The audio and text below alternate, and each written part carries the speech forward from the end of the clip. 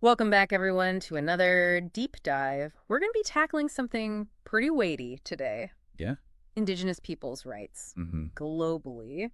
Big topic. Back in 2017, Okay. we've got this Yeah. huge stack of reports from this publication called the Indigenous World 2018. Oh, wow. Okay. And it's got all these different regional perspectives. So we're going to be sifting through all this to bring you the most impactful events and challenges facing Indigenous communities. Interesting. So, Yeah. Okay, so we're going back in time a little bit? Yeah, going back a few years. Okay. And I think it's really about understanding, the struggles, but also seeing the resilience and the activism. Yeah, the ways that they're shaping their own futures. I think that's really key. Yeah, exactly. And one thing that really hit me right off the bat was just the sheer scale of land grabbing and exploitation that was happening in certain parts of the world. The reports show that in Brazil, like a crazy 37 million hectares of indigenous land was just up for grabs, for exploration and exploitation. And Peru wasn't far behind. Almost half of their indigenous land was affected by these government concessions. It's really about this tension, isn't it, between economic development and indigenous rights. Right.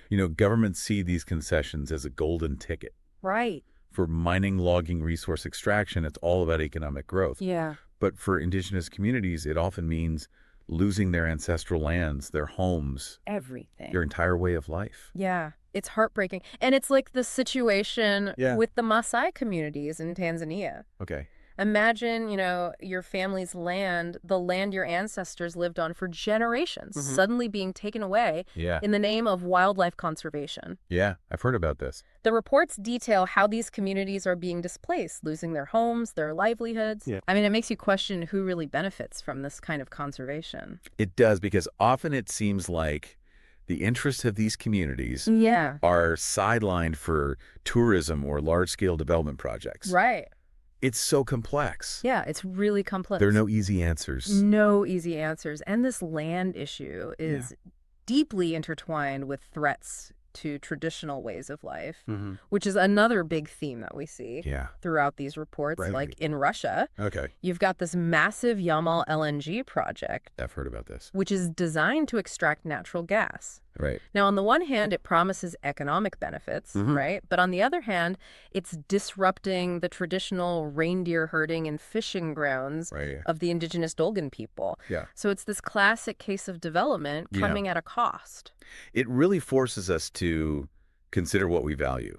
Yeah. Are we willing to sacrifice cultural diversity and the wisdom of these traditions, for short-term economic gain? Right. And who are these gains benefiting, really? Yeah, that's the question. And this leads us to this concept of intangible zones, which are these areas recognized for their cultural or ecological importance that are supposed to be protected. Okay. But as we see in these reports, they're often under threat. Okay. Take Bolivia, for example. The report talks about this controversial Tipieni Highway project. Oh, yeah, I remember reading about this one. This highway would cut right through protected indigenous territory. Right through it. And even though Bolivia has laws to safeguard these lands, they're kind of being ignored. Well, why is that? Because there are powerful economic interests. Oh, so it's that classic story of economic interests overriding the legal protections. It really highlights the challenges of putting these laws into practice. It's not enough to just have laws on the books. You need enforcement. Right. And a genuine commitment to upholding those laws. Right. Especially when money is involved. When powerful forces are at play. Yeah, exactly. It makes you wonder how effective these legal protections really are. Yeah. And speaking of legal battles, this brings us to another major theme in these reports. Political representation and self-determination. Yeah, big ones. It often feels like indigenous communities have to fight tooth and nail. It's an uphill battle. Yeah, just to have their voices heard in the political arena. These reports clearly show that indigenous communities across the globe are demanding the right to have a say in decisions that directly impact their lives, their lands, their cultures.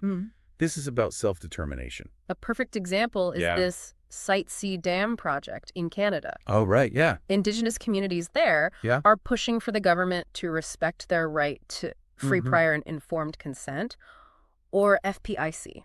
FDIC is such a fundamental principle. Yeah. It's enshrined in international law. Yeah. It means indigenous communities have the right to be consulted and give or withhold their consent before any project affecting their lands or resources can go ahead. Right. It's about recognizing their inherent right to self-determination. Right.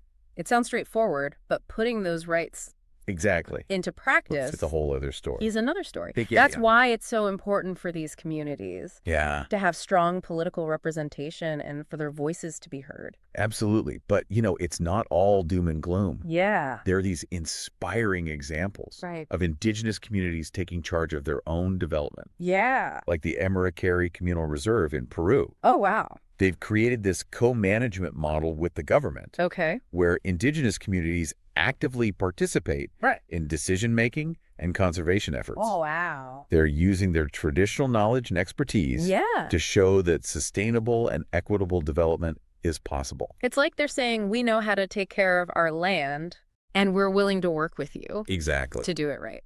Yeah, it's a powerful example of how integrating traditional knowledge and local expertise can lead to better outcomes for everyone. For everyone. It challenges us to think about how we can support these types of initiatives. Yeah. And become better allies in the fight for indigenous rights and self-determination. It really does. And what can we as individuals do to make a difference? That's the big question. These are big questions that we'll be diving deeper into as we continue. But next, we're going to take a closer look at the legal frameworks that are designed to protect Indigenous rights. Right. And while they might not be perfect, they're really important tools in this fight for justice. I'm excited to dig into that. Me too. Yeah. So we've seen how land rights and self-determination are all kind of intertwined. Yeah. But what about the legal side of things? Like, what kind of international support is there for these communities? Well, that's where things get really interesting. We've got these two major players on the global stage. Okay. When it comes to indigenous rights. The UN Declaration on the Rights of Indigenous Peoples, or UNDRI for short. Okay. And ILO Convention 169. All right. Both super important. Okay. But they work in kind of different ways. So break it down for me. What's the difference? Okay, so think of it like this. Okay. UNDRIP is like this powerful wish list. Okay. It's a declaration that sets the gold standard for how indigenous people should be treated. Okay. Worldwide. Right. It covers everything. Wow. From basic human rights to cultural preservation to self-determination. Sounds pretty comprehensive. It is, but here's the catch. Okay. It's not legally binding. Oh, so it's more like a moral guideline. Exactly. A set of aspirations. Yeah. But countries aren't actually legally obligated to follow it. Exactly. That's where ILO Convention 169 comes in. Okay. Unlike UNDRAP, it's a binding treaty that countries can choose to ratify. And once they do, they're legally bound to uphold its standards. Interesting. Which cover a wide range of issues from land rights and cultural heritage to political participation. Okay, so this one's got more teeth. You could say that. So ILO 169 is where the rubber meets the road. Yeah. But are countries actually walking the walk? That's the million-dollar question. Yeah. And from what we see in these reports, it's a mixed bag. Okay. There are definitely cases where these international legal frameworks have helped indigenous communities achieve some level of justice. Like with the Kamani San people in South Africa. Yeah, that's a great example. The reports mention how they were able to reclaim some of their ancestral lands in the Kalahari. And it sounds like it was partly thanks to international pressure and legal action. Exactly. It shows the power of these frameworks. So that's a hopeful sign. It is. But then you have cases like the Sami Convention in Scandinavia. Okay. Which has been criticized for not fully meeting international standards. Yeah. In what way? When it comes to protecting the Sami people's right to self-determination. So even with these legal tools, there's still work to be done. Absolutely. It's an ongoing process. It feels like this constant battle. It is. Between these powerful interests and the rights of these communities. Yeah, and it's inspiring to see how resilient these communities are. They really are. Fighting for their rights every single day. Yeah, they're not just waiting around. Exactly. They're taking matters into their own hands. Which brings us to the role of indigenous youth. Yeah. Something I found particularly inspiring. And me too. In these reports, they're facing some serious challenges. For sure. But they're also incredibly organized and determined to make a difference. The reports highlight the work of the Global Indigenous Youth Caucus. Okay. The GIYC. Yeah, they're doing amazing work connecting young activists worldwide. Wow. And amplifying their voices on a global stage. It's incredible to see how they're weaving together traditional knowledge and modern activism. Absolutely. They're fighting to preserve their cultural heritage. Yeah. But they're also creating a future where their cultures and languages can thrive. Yeah. It's not just about the past. They're shaping the future. And they're using every tool at their disposal, from social media to traditional storytelling, to raise awareness and push for change. It gives you a sense of hope, doesn't it? It does. Because ultimately, the fight for Indigenous rights is a fight for all of us. Oh, I agree. It's about creating a more just equitable and sustainable world. A world where diversity is celebrated, not exploited. Yeah. Where we recognize the invaluable contributions of Indigenous cultures and learn from their wisdom. Yeah, it really is inspiring to see these young activists, carrying the torch and just bringing all this fresh energy to this movement. It reminds us that this fight's an intergenerational one. Right. It needs all of us to step up and be allies, no matter our background. Absolutely. And as we wrap up this deep dive, I'm curious, what were some of the most striking insights that you as an expert took away from these reports? What really stood out to you? I think one thing that really struck me was the sheer scale of the challenges that Indigenous communities are facing globally. You know, from land grabbing and cultural assimilation to political marginalization. It's clear that these are deeply rooted systemic issues that demand systemic solutions. It's not just about tweaking policies here and there. Exactly. It's about addressing these issues at their core. At the root of the problem. Yeah.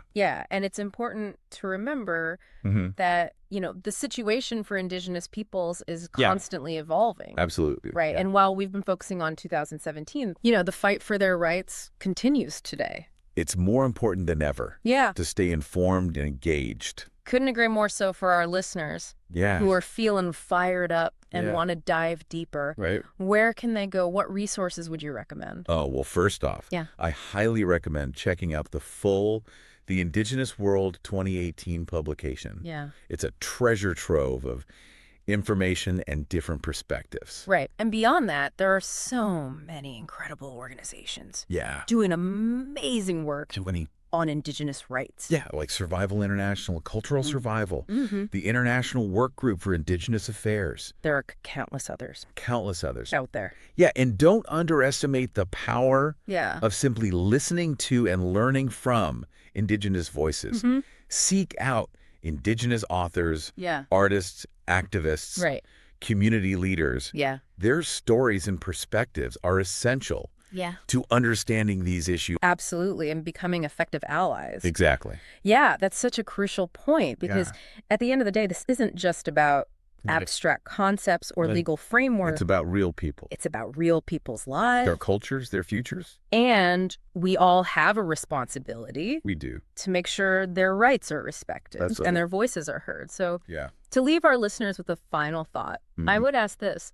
How can we as individuals become better informed and more active allies in this struggle? How can we use our own unique skills and passions? What can we bring to the table? To contribute to a world where Indigenous peoples can not just survive, but thrive. That's something I hope you'll all continue to reflect on. Me too. And thanks for joining us on this deep dive. Thanks for having me.